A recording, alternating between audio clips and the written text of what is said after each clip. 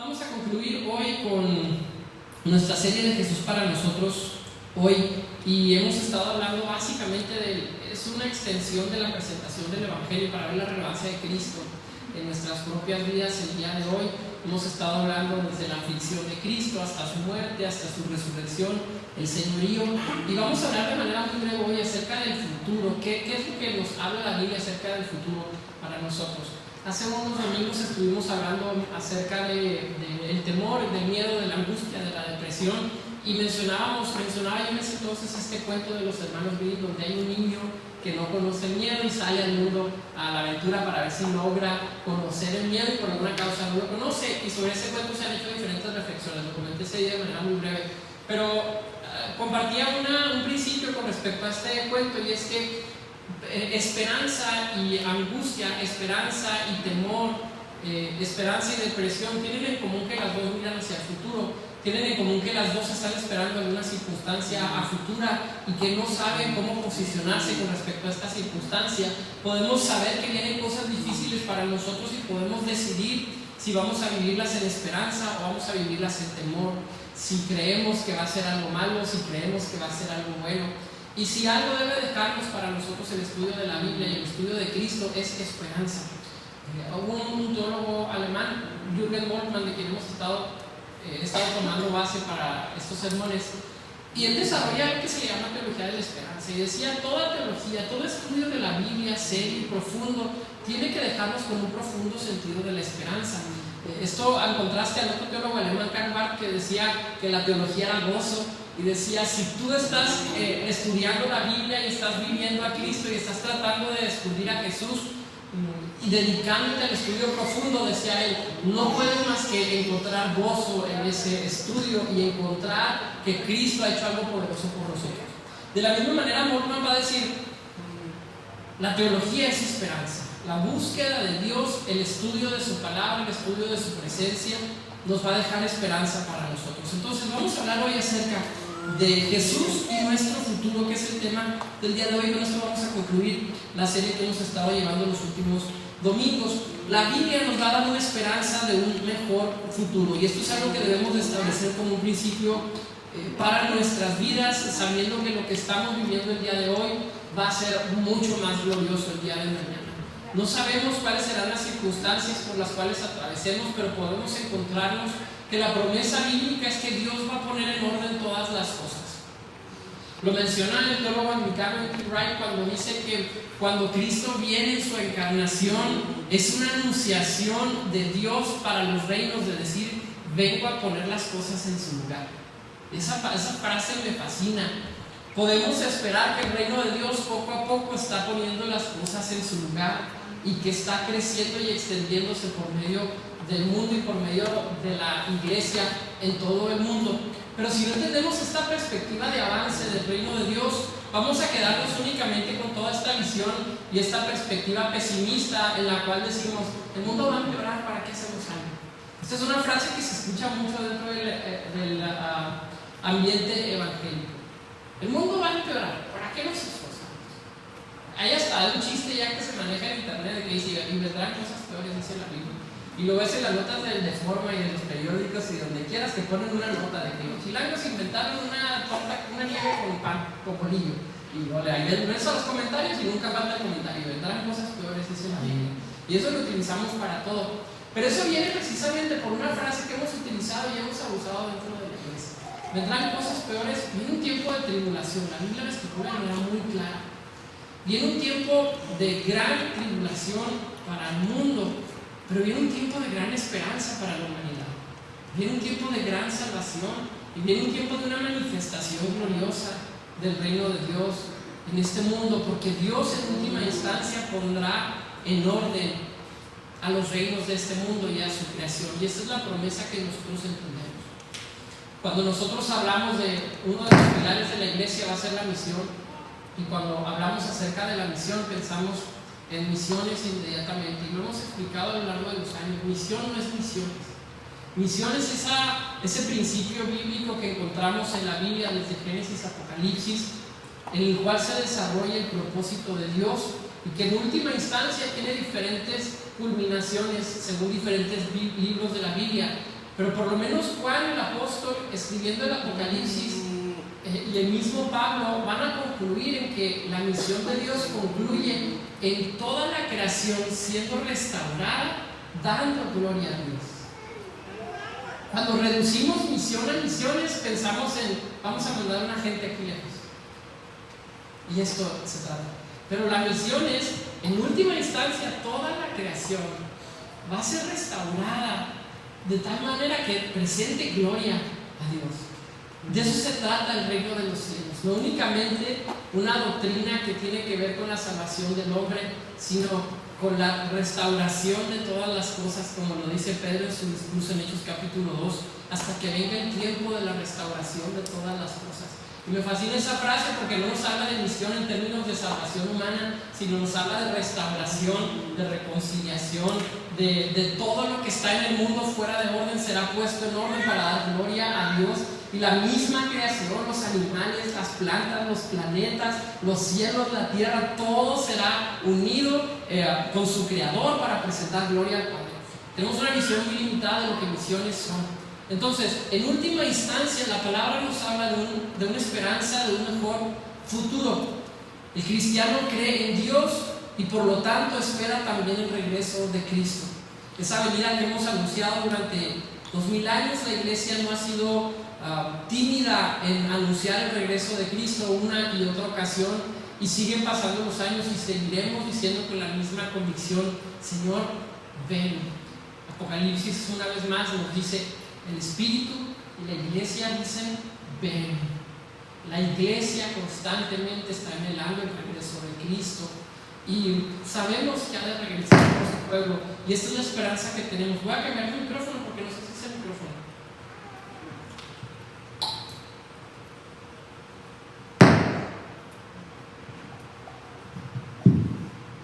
Hay que checarlos. El domingo pasado también estuvieron tronando, así que sea. El cristiano entonces espera también el regreso de Cristo, ese regreso triunfal de Jesús, en el cual manifiesta plenamente el reino de Dios y establece entonces el orden que Dios espera para su creación. Dios vendrá entonces al mundo para renovar. Vamos a ver 5 aspectos acerca de lo que nos menciona la Biblia con respecto a este proceso de restauración de todas las cosas que en última instancia nos llevará a conocer a Dios de manera profunda y su creación siendo restaurada. Apocalipsis capítulo 21, versos 1 al 5. Apocalipsis 21, versos 1 al 5.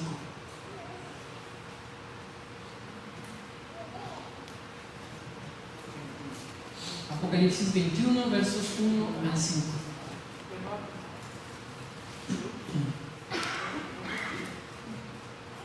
Vi un cielo nuevo y una tierra nueva, porque el primer cielo y la primera tierra pasaron y el mar ya no existía más. Y yo, Juan, vi la santa ciudad, la nueva Jerusalén, descender del cielo de Dios, dispuesta como una esposa ataviada para su marido. Y oí una gran voz del cielo que decía: He aquí el tabernáculo de Dios con los hombres, y Él morará con ellos, y ellos serán su pueblo, y Dios mismo estará con ellos como su Dios. Enjugará Dios toda lágrima de los ojos de ellos, y ya no habrá muerte, ni habrá más llanto, ni clamor, ni dolor, porque las primeras cosas pasaron.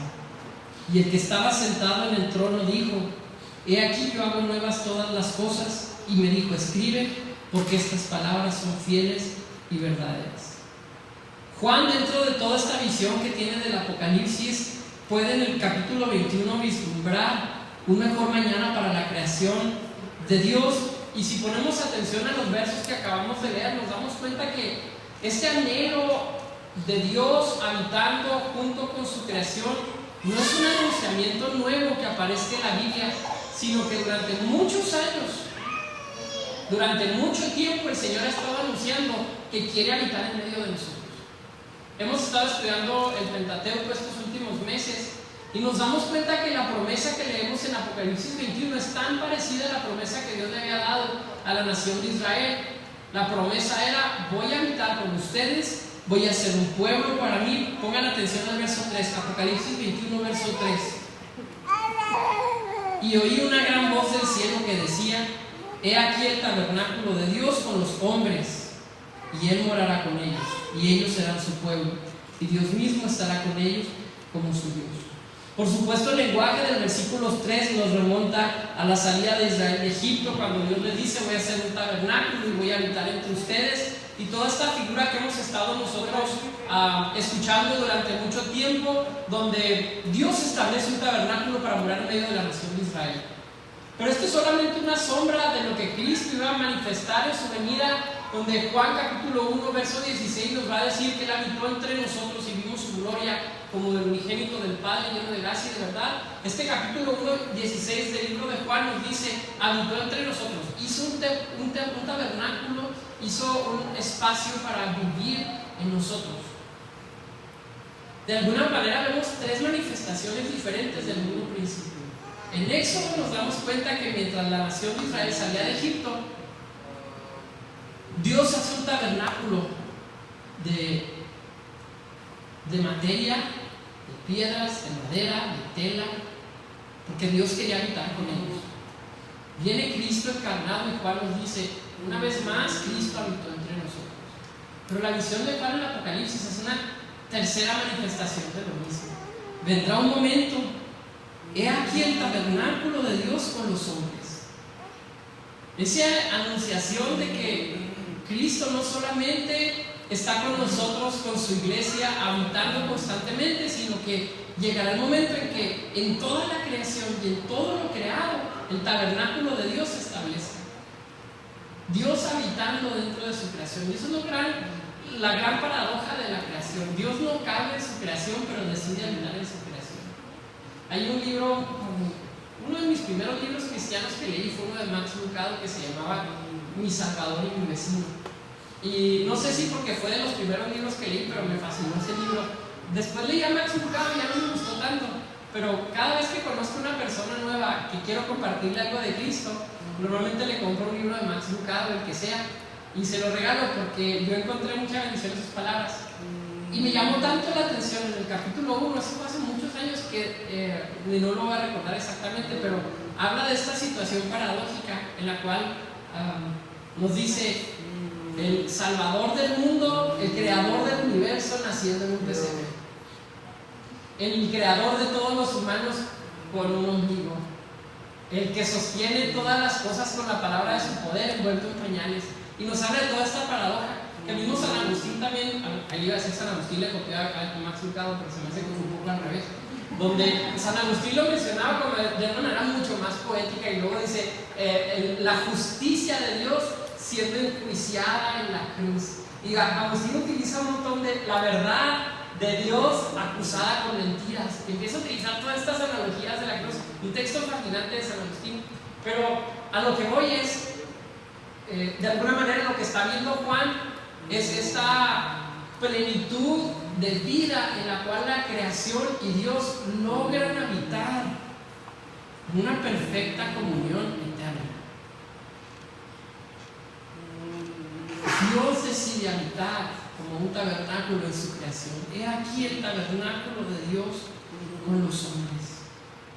Apunta para atrás, nos habla de Cristo y apunta para enfrente. Y Él morará con ellos, y ellos serán su pueblo, y Dios mismo estará con ellos como su Dios. Entonces las promesas cumplidas del reino de Dios se muestran en el verso 4: enjugará Dios toda lágrima de los ojos de ellos. Ya no habrá más muerte, no habrá más llanto, no habrá clamor, no habrá dolor, porque las primeras cosas pasaron. Estas primeras cosas pueden ser esta etapa que estamos viviendo nosotros, en la cual tenemos un adelanto del reino de Dios para nosotros. Podemos accesar a los poderes del siglo venidero, como lo dice Hebreos. Podemos nosotros probar las bendiciones del Espíritu Santo, pero todavía sufrimos, pero todavía lloramos, pero todavía tenemos conflictos que nos hacen pasar por dolor, por angustia. Y la promesa es que llegará un momento en que esto no ocurra.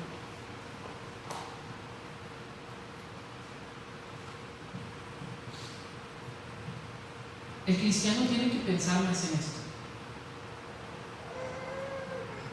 necesitamos aprender a disciplinarnos de tal manera que dejemos de ver tanto nuestra condición presente y empecemos a ver nuestra próxima condición futura. Hay poca emoción de la iglesia moderna por el regreso de Cristo.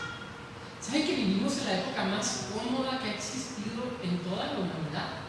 El otro día creo que se lo mencioné, pero decía una nota satírica en un periódico falso, decía: niño se aburre en su casa. Un niño de 5 años, vamos a un ejemplo de mí, que se aburre cuando le quitas el iPad, cuando lo castigas, cuando lo que sea. Y decía la nota: niño de 5 años se aburre a pesar de tener, esto era la sátira de la nota, a pesar de tener mayor comodidad y mayor entretenimiento que el 99% de los hombres que han existido en este planeta. Pero la realidad es que si somos, aunque sea de clase media, clase baja, tenemos mucho más de lo que ha tenido toda la humanidad. Piense que usted tiene una cama, un techo, tiene un baño.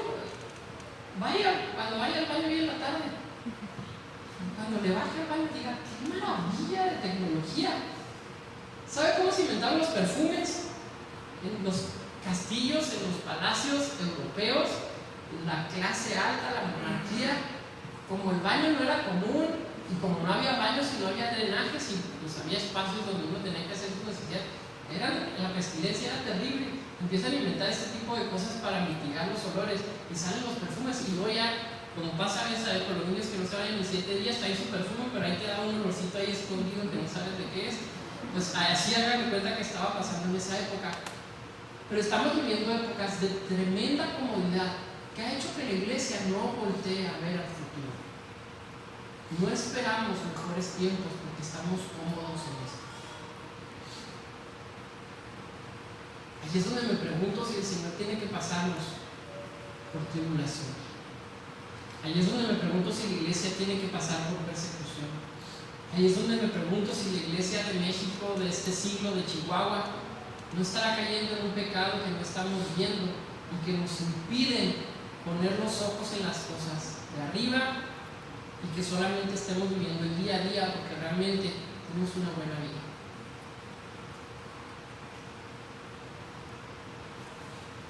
La iglesia tiene que pensar más en el futuro. El anhelo de los primeros discípulos era: Señor, ven. Estas oraciones, Señor, ven, tuvieron mayor significado cuando estaban perseguidos, cuando estaban siendo martirizados, cuando estaban pasando por situaciones terribles de angustia. Entonces tenía tanto sentido: Señor, ven, Señor, rescata.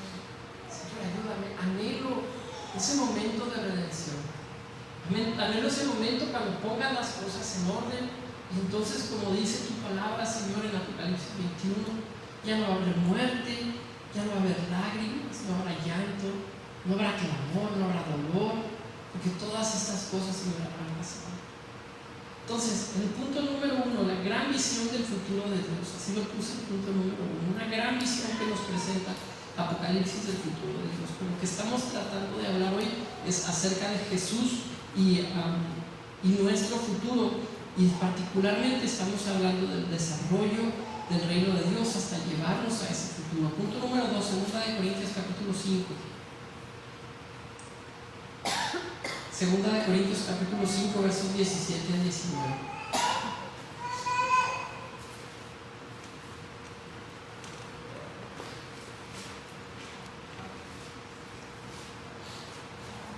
Segunda de Corintios 5, 17 al 19. Segundo punto, la llegada de Dios entre nosotros en Cristo. Dice Pablo a los Corintios: de modo que si alguno está en Cristo, nueva criatura es. Las cosas viejas pasaron. He aquí, todas son hechas nuevas. Y todo esto proviene de Dios, quien nos reconcilió consigo mismo por Cristo y nos dio el ministerio de la reconciliación. Que Dios estaba en Cristo reconciliando consigo al mundo. Al momento de la encarnación suceden tantas cosas en la creación y en la humanidad que me parece a mí que toda nuestra vida será una guía de aprendizaje para poder entender lo que implicó que Dios se hiciera hombre, porque es mucho más allá que lo que cantamos en Navidad. Es mucho más allá que los villancicos que cantamos y las de Belén, campana de Belén. Es mucho más profundo que todos estos principios. Dios habitando entre nosotros esconde tantos misterios tan poderosos que me parece que nuestra vida tiene como propósito también tratar de entender esa encarnación. Pero uno de ellos es que Cristo, al tomar nuestro lugar como seres humanos, nos capacita a nosotros para que en Cristo hallemos a Dios y para que en Cristo nos hallemos a nosotros mismos. Pensamos que en Cristo encontramos a Dios, y esto es algo que entendemos claramente. En Cristo podemos encontrar a Dios. Es Cristo el que nos presenta al Padre. El que me ha visto a mí ha visto al Padre.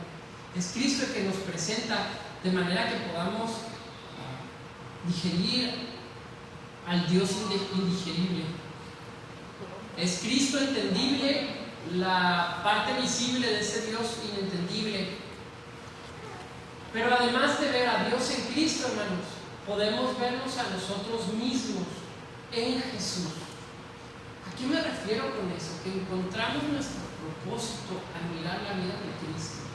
Se puso de moda de unos años para acá, y haciendo énfasis en toda esta individualidad de cada persona, de encontrar nuestro propósito.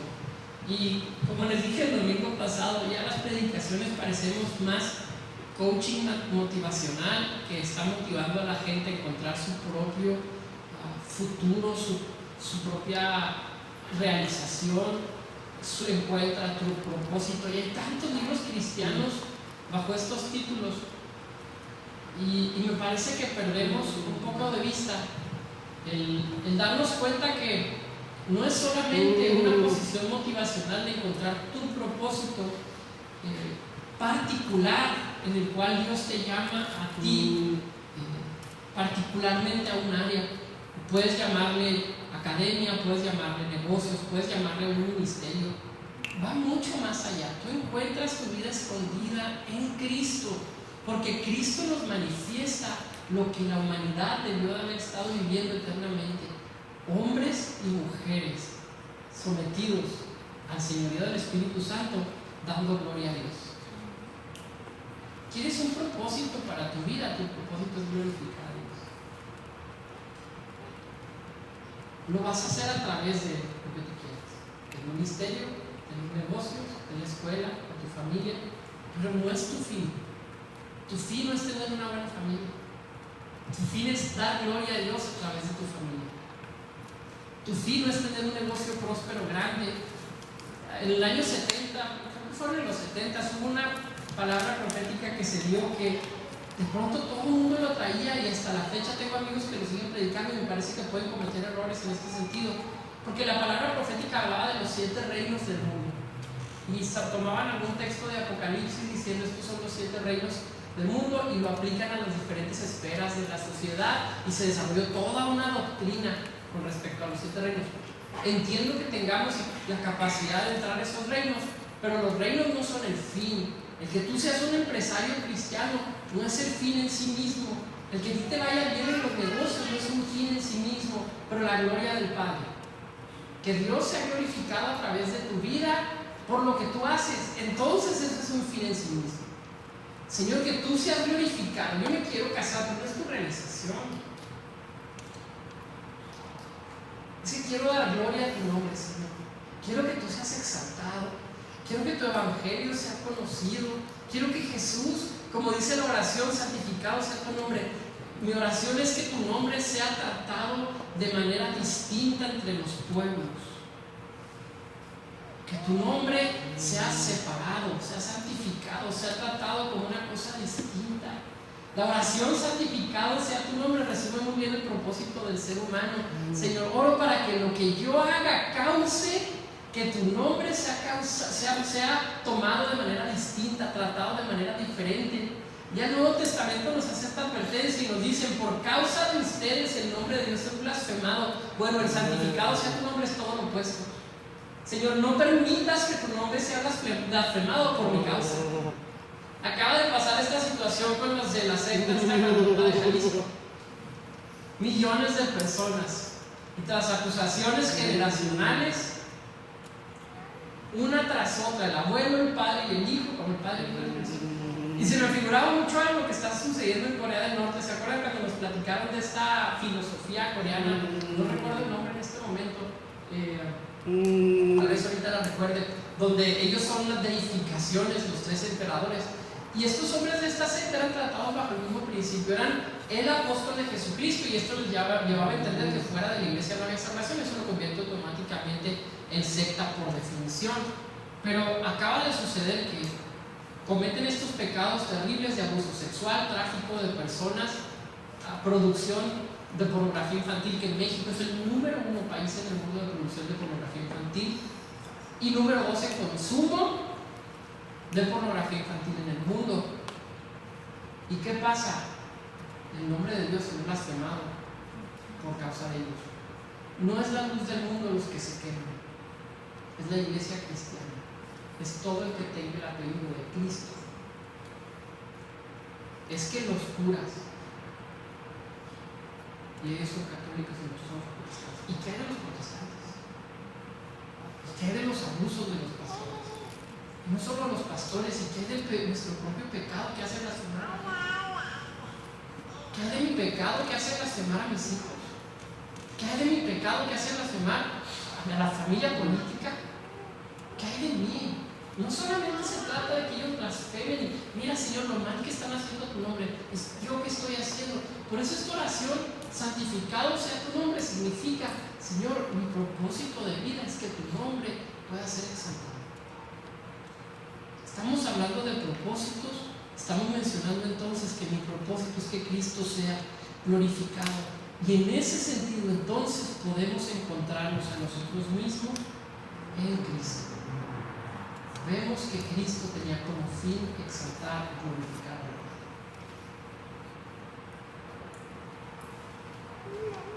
Hermanos, necesitamos dejar de ver a la iglesia como...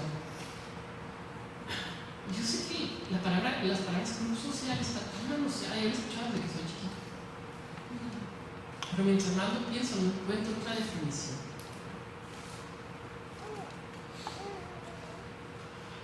La iglesia tiene un propósito: glorificar a Dios y establecer su reino, llevar las buenas noticias del Evangelio, restaurar al caído, hacer justicia al necesitado, ayudar a la viuda, al huérfano, al extranjero. Hay que dejar de pensar un poco en nosotros mismos y pensar mi propósito. Señor, ¿qué tienes para mí?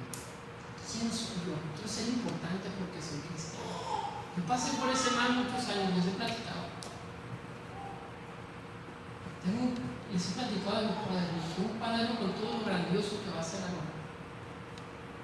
Y dentro de 30, 40 palabras proféticas que me dieron durante varios años en el movimiento pentecostal, porque yo quiero y creo y conservo cosas, nunca alguien me dijo: tu propósito en la vida es dar gloria a Dios. Ni una sola palabra profética. Ni una sola palabra profética ponía a Cristo como el centro. Estaba yo. Tú eres el centro. Tú vas a ir, tú vas a ser, tú vas a ser reconocido, tú vas a ser llevado, tú vas a lograr. En ocasiones, estando en pecado, llegaban y yo quería. Esto es algo paradójico que lo he platicado con personas y no todos lo entienden, pero es algo que yo siento. Hay veces que estando en pecado, yo quería que alguien me dijera: no estás en pecado, porque eso me iba a liberar. Yo necesitaba que alguien me dijera: Aarón, estás en un pecado y necesitas salir. Fuera de avergonzarme, yo no exponía mi pecado por temor, pero yo estaba anhelante que alguien se diera cuenta, porque quería salir de ese círculo. Y en momentos de terrible pecado llegaban las palabras proféticas para afirmar un estilo de vida pecaminoso. Y nunca, en todas las palabras proféticas que tuve, alguien me dijo: Aarón, estás en pecado.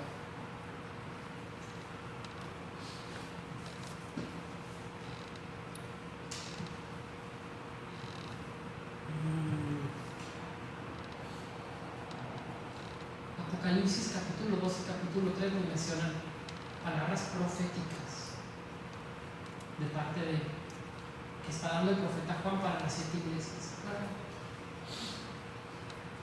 Y a todas tienen algo fuerte que decirles. A todas las reprende. Hay una ahí que medio se salva. A todas las demás, a una le dice: miserable. ¿No te has dado cuenta? Dices que tienes todo, que eres rica, que es todo esto, y no te has dado cuenta que estás desnuda, que estás desventurada, que estás pasando. Esa es una palabra profética. Este concepto de aprende a verte como Dios te ve, deja de verte a ti mal y aprende cómo Dios te está viendo, y Dios está viéndote perfecto y glorioso. Entiendo que tiene cierta cabida, entiendo el punto, entiendo el espíritu de esa frase, pero también nos muestra Apocalipsis 2:3 que Dios los estaba viendo como estaban, y los estaba viendo en pecado, los estaba viendo con virtudes y con pecado. Y la palabra profética es: tienes esto muy bueno, pero tienes esto muy malo. Estás pasando por una circunstancia ambigua, y les dice: arrepiéntete, arrepiéntete, arrepiéntete. El llamado de arrepentimiento no es únicamente para la gente que no conoce a Cristo, es aún para la iglesia, constantemente.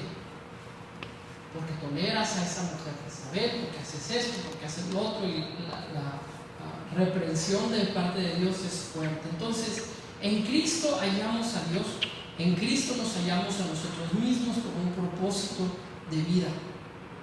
Si vivimos en Cristo, entonces Dios ha llegado a nosotros, su presencia está cercana, y entonces nosotros hemos llegado a Dios. Y según el texto de 2 Corintios 5 que acabamos de leer, esta experiencia de encontrarnos a nosotros en Cristo se logra por medio de la reconciliación.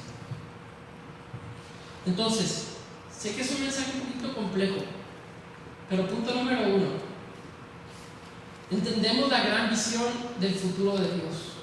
Punto número 2: la llegada de Dios entre nosotros es a través de Cristo, por medio de la reconciliación. Punto número 3: la presencia de Dios en nosotros. Juan capítulo 3, verso 3. Está hablando Jesús con Nicodemo, un texto que hemos hablado en muchas ocasiones, y dice: respondió Jesús y le dijo: de cierto te digo que el que no naciere de nuevo no puede ver el reino de Dios. Lo que Pablo le llama una nueva creación, Juan lo presenta en términos distintos y lo menciona como un nuevo nacimiento. Esto es algo importante que podemos ver a lo largo del Nuevo Testamento, hermanos. Según el escritor, utilizan diferentes analogías. Pablo se refiere a nueva creación, a lo que Juan se refiere al nuevo nacimiento. Y lo mismo hablamos hace unos domingos cuando mencionábamos que este nuevo nacimiento significa también una analogía con aquel grano de trigo que cae y muere. Y también le podemos llamar una nueva vida en Cristo, y también podemos llamarle que estamos resucitados junto con Cristo. Todo esto es parte de un mismo lenguaje. Pero ¿qué nos quiere decir Juan a través de este texto? Que por medio del Espíritu Santo nuestra vida temporal se convierte en una vida eterna. Hablando de esta visión del futuro que trae Jesús para nosotros, a través del nacimiento del Espíritu, entonces nosotros podemos entender que somos una nueva creación. Y nuestra salvación comienza desde este momento. No tenemos que esperar al momento de morir o recibir un cuerpo glorificado y estar en la eternidad de Dios, sino que tu salvación comienza en este momento, porque a través de este nuevo nacimiento, entonces nuestros espíritus, nuestro ser, toda nuestra humanidad, nuestra vida temporal se va a convertir en una vida eterna. Entonces entendemos aquella frase de la vida eterna: hemos recibido vida eterna en Cristo, pero es por medio del Espíritu Santo. El cristiano tiene que aprender a ver hacia el futuro, hacia la eternidad. La palabra nos dice que Él ha puesto eternidad en nuestros corazones. Esta es una frase muy profunda, sobre todo para su tiempo cuando es escrita. Tiene tanta profundidad, y eso es lo interesante de la palabra de Dios. Hay tantos relatos tan verdaderos y tan profundos ahí que no puedes entender que la misma sabiduría sea aplicable tan perfectamente el día de hoy. Pero la palabra nos dice que Él ha puesto eternidad en nuestros corazones. Cuando nosotros hemos entendido nuestro nacimiento de nuevo, empezamos a cambiar nuestra manera de ver las cosas, y entonces nuestra visión se convierte en una visión temporal, en una visión de futuro. ¿Cómo vamos a hacer tesoros en los cielos si yo estoy esperando el día en que pueda jubilarme con un sueldo grandísimo? ¿Cómo voy entonces a trabajar en mi eternidad si mi visión es a 20, 50, 70 años? ¿Cómo voy a empezar a invertir en las cosas eternas si mi visión de vida es limitada y es temporal? Cuando tu vida se vuelve atemporal, cuando se vuelve eterna, entonces es fácil hacer tesoros en las cosas de arriba. Cuando empiezas a entender que esta vida va a pasar, y no solamente que va a pasar, sino que esta vida está pasando. El tiempo tiene una capacidad impresionante de mostrarnos cómo la vida pasa. Y hacemos de todo para esconder qué está pasando. Hacemos de todo para esconder que la vida está pasando. Pero no podemos esconderlo mucho tiempo. La vida está pasando, sí. Y va a seguir pasando y no la vas a poder detener. Los hijos crecen, nuestros cuerpos crecen, envejecen. Y esto nos va brillando este principio. Señor, mi visión de vida no es únicamente hacia el momento de mi jubilación o el momento de mi paz laboral. Mi visión de vida, Señor, es eterna. Yo quiero ver a las cosas eternas y entonces sí puedo, Señor, con toda certeza empezar a depositar tesoros en los cielos. ¿Cuán importante es este principio en una iglesia moderna que tiene una visión de vida corta? ¿Se han extendido nuestros años? Sí, y esto también puede ser un conflicto. Se dice que en México, por ahí de los años 30, la esperanza de vida no pasaba los 40 años. En México, estamos hablando de hace menos de 100 años. El hombre trata de hacer parches por todos lados para no morir. Y estamos lográndolo en cierta medida, pero no vamos a lograr mucho más. Lo que sí podemos hacer es soltar esta vida. Señor, y empiezo a agarrarme de la eternidad. Esta vida es buena, sí. Esta vida es de trabajo, sí. Es para glorificarte, sí. Señor, tú pones planes, sí. Tú pones motivos, sí, Señor. Tengo que trabajar en mi familia, tengo que trabajar en mi negocio, sí, Señor. Y todo eso es la gloria a tu nombre.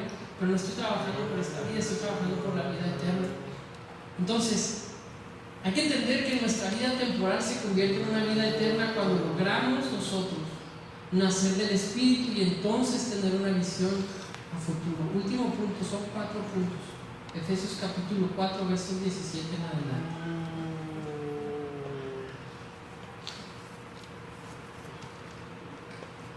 Efesios capítulo 4, versos 17 en adelante. Esto pues digo y requiero en el Señor, que ya no andéis como los otros gentiles que andan en la vanidad de su mente, teniendo el entendimiento entenebrecido, ajenos de la vida de Dios, por la ignorancia que en ellos hay, por la dureza de su corazón, los cuales después que perdieron toda sensibilidad, se entregaron a la lascivia para cometer con avidez toda clase de impureza.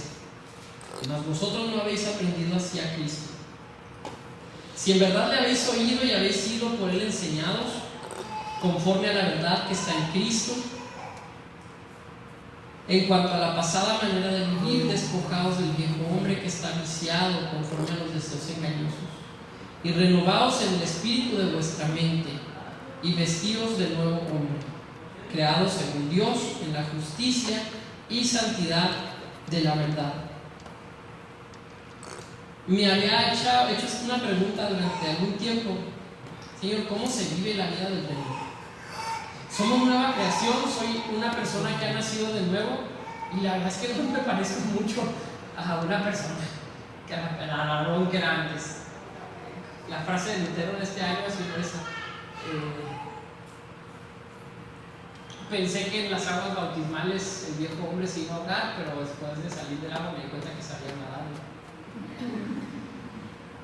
Me he hecho esa pregunta en muchas ocasiones: Señor, soy nueva criatura, y tengo unos desplantes. A veces que me parezco? A veces, muy seguido.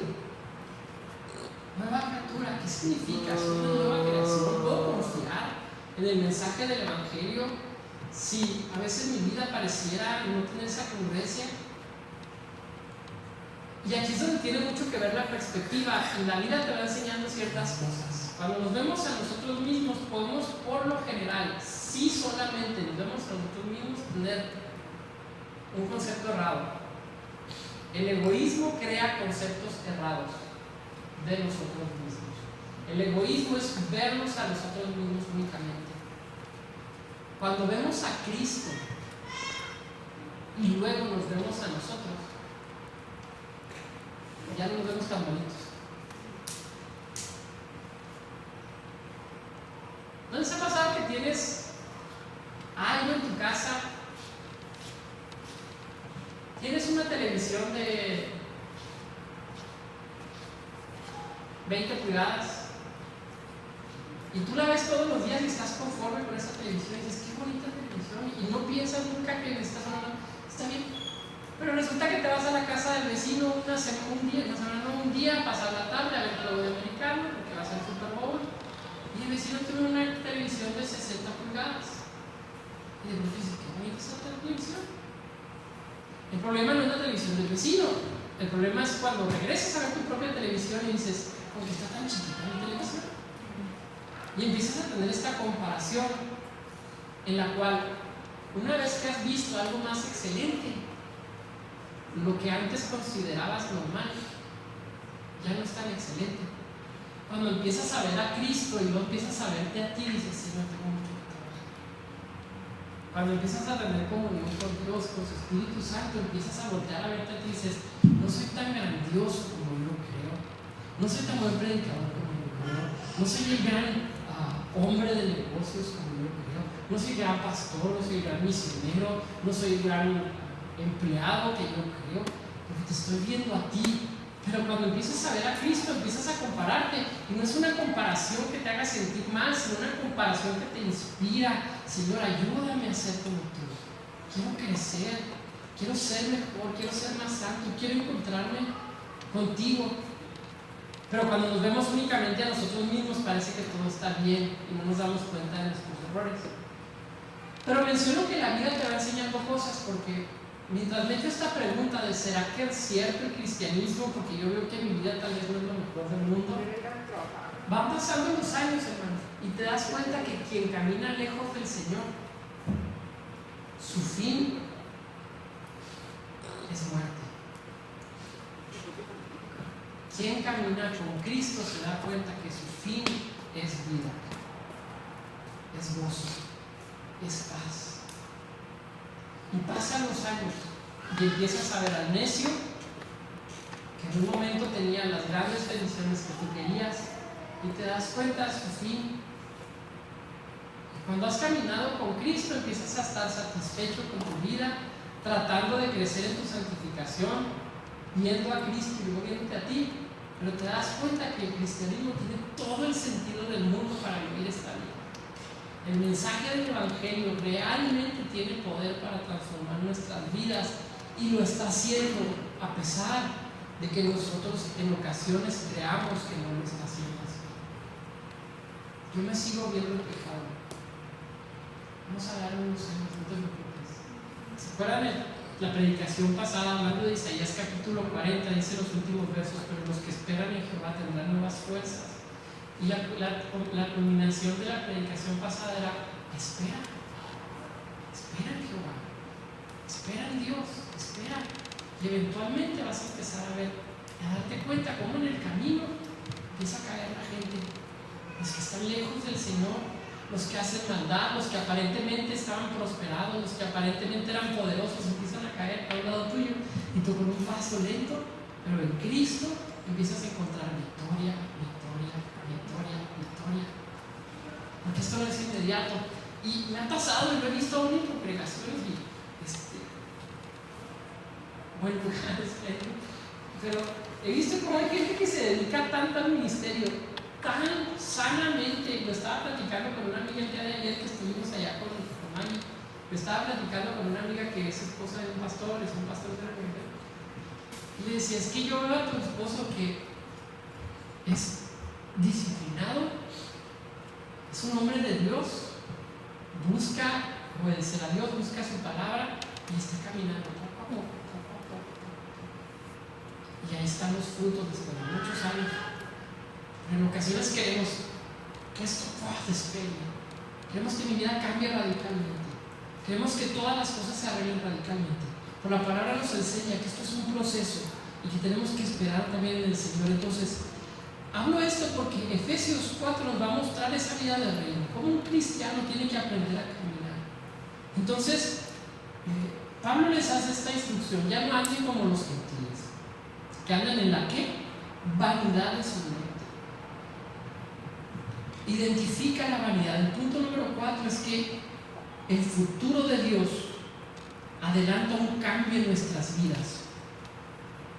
Mientras vemos esta nueva creación, podemos probarla a través de este cambio que el Espíritu Santo realiza en nuestras vidas. Pero la palabra vanidad es importante. Debemos pedir sabiduría al Señor para no ver vanidad, para aprender a detectar lo que es vanidad y lo que no es vanidad. Hace 2000 años Pablo les escribe esta carta y les dice: no anden como los gentiles que andan en la vanidad de su mente. Exactamente lo mismo. Yo he predicado muchas veces que en Chihuahua vivimos en un espíritu de consumismo, que nos sentimos gringos, que somos el Paso del Sur, el Paso Sur, ¿verdad? Nos sentimos Texas del Sur, como ustedes quieran, y sentimos que nosotros somos superiores a los de allá del sur de México, que están más chaparritos y que hablan diferente, y nos creemos tan distintos. Pero no es algo exclusivo de nuestra área, no es algo exclusivo de Chihuahua del siglo XXI, del 2019. Hace 2000 años Pablo se daba cuenta que los gentiles estaban exactamente en la misma tentación de pecado: vanidad. Hay vanidad, y Pablo les dice: en la iglesia no sean vanidosos, detecta, sé sabio, encuentra la vanidad y deshazte de ella lo más pronto posible. Este futuro glorioso opaca la vanidad de este mundo. Una vez más, la pantalla de 60, y está mal comparar el reino de Dios con una pantalla de 60 pulgadas, perdón, pensé en un ejemplo antes. Pero esta pantalla de 60, 70, 90 pulgadas opaca al mundo. La vanidad del mundo es opacada cuando logramos ver hacia el futuro y ver la nueva creación. Cuando logramos ver a Cristo y entonces podemos ver las cosas de a un lado, todas las cosas no tienen sentido. Cuando sales de un lugar lleno del Espíritu Santo, cuando encontraste la palabra de Dios que te llena, que te satisface, que hay un cambio transformador, y sales a ver la novela La Rosa de Guadalupe, es algo que tú veas en la tele las tardes y dices: no me produce el mismo gozo porque he probado lo que es mejor. He probado a Cristo, he probado el pan de vida, y todos los demás panes terrenales me saben feos. Esta visión de futuro entonces pone en perspectiva el tema también de la vanidad, y nos da entonces Pablo, para concluir, una visión de cómo debemos nosotros comportarnos, entendiendo que somos una nueva creación. Ellos, dicen en el verso 18, teniendo el entendimiento entenebrecido, ajenos de la vida de Dios por la ignorancia que en ellos hay, por la dureza de su corazón. Pero el verso 20 dice: mas ustedes no han aprendido así de Cristo. Si de verdad has oído a Cristo, ojo, si de verdad estás aquí los domingos, si de verdad estás escuchando la palabra del Espíritu Santo, no las palabras de Aarón, porque son muy diferentes, pero el Espíritu Santo en su gracia habla. Si en verdad estás escuchando las palabras de Dios en tu día a día a través de su palabra, si en verdad le habéis oído, si habéis sido enseñado por Él conforme a la verdad que está en Jesús, entonces hace ese contraste que tú no deberías de estar caminando en esta vida de vanidad. En cuanto a la pasada manera de vivir, despójate del viejo hombre, está viciado conforme a los deseos engañosos. Y parece que esta palabra despójate es constantemente estate despojando del viejo hombre, porque tú lo descuidas tantito y crece. Por eso es tan importante, la palabra nos dice que no nos dejemos de congregar. yo no digo que la congregación, si tú te congregas todos los domingos, yo no creo que seas un buen cristiano necesariamente, pero sí necesariamente si tú dejas de congregarte, yo dudo que seas un buen cristiano. ¿Me explico? Congregarte no necesariamente te hace un buen cristiano, pero no congregarte necesariamente, dudo mucho que tú estés viviendo en una vida fuerte del Señor. Dudo mucho que tú tengas tu devocional diario, dudo mucho que tengas tus tiempos de alabanza, dudo mucho que tengas tus tiempos de oración, porque si lo estuviéramos haciendo, anhelaríamos y amaríamos a la iglesia, amaríamos estar con la iglesia. Entonces, este viejo hombre, si tú lo descuidas tantito, crece. Despójense constantemente de este viejo hombre que está viciado, tiene vicios, sí, conforme a deseos engañosos. ¿Por qué son engañosos? No son deseos malos, sino engañosos, porque crees que no son malos, porque te engañan, son deseos que crees que son buenos. Entonces la instrucción es: renovaos en el espíritu de vuestra mente, vestidos del nuevo hombre, creados según Dios, en justicia y santidad de la verdad. ¿Cuál es la relevancia entonces de que hayamos estudiado a Cristo durante estos últimos 7 semanas y hablado de Jesús para nosotros hoy? Es que encontramos en Cristo un paralelismo tan similar a nuestra vida, por cuanto Él se encarna y sufre nuestras mismas pasiones, nuestras mismas tentaciones. Cristo viene a presentarnos un ejemplo de vida que apunta hacia la eternidad, un ejemplo de vida que no se estanca en una vida terrenal con metas terrenales, sino que constantemente está empujando su propia voluntad, su propia carne, su viejo hombre, para amansarlo, y que el hombre espiritual se ha fortalecido y se ha renovado constantemente. La relevancia de la vida de Cristo en su encarnación para nosotros es que en Cristo podemos encontrarnos a nosotros mismos y podemos encontrar un propósito de vida. ¿Cuál es mi propósito? Señor, te voy a glorificar. Y así como se hace los votos matrimoniales en la salud y en la enfermedad, en la riqueza, en la pobreza, en lo bueno, en lo malo, etc. Qué interesante sería hacer votos con Cristo. Señor, voy a glorificar tu nombre en la salud, pero también en la enfermedad. Cuando sea rico te voy a glorificar porque me has prosperado, pero cuando sea pobre te voy a glorificar, porque dentro de todo lo que pasa en mi vida voy a encontrar una manera de dar gloria a tu nombre. Como decía Pablo en Filipenses: soy enseñado por los buenos a tener abundancia, a tener escasez, pero en Cristo todo lo puedo hacer. El cristiano debe de encontrar y luchar constantemente porque su vida de gloria a Dios, más allá de las circunstancias inmediatas que son pasajeras. Ojo, una circunstancia que tú estás pasando en este momento, buena o mala, es pasajera, sea cual sea, la circunstancia mala o buena que estés pasando en este momento es pasajera. Hay que ver la eternidad, hay que ver a Cristo, hay que encontrar nuestra vida en Cristo. Vamos a ver.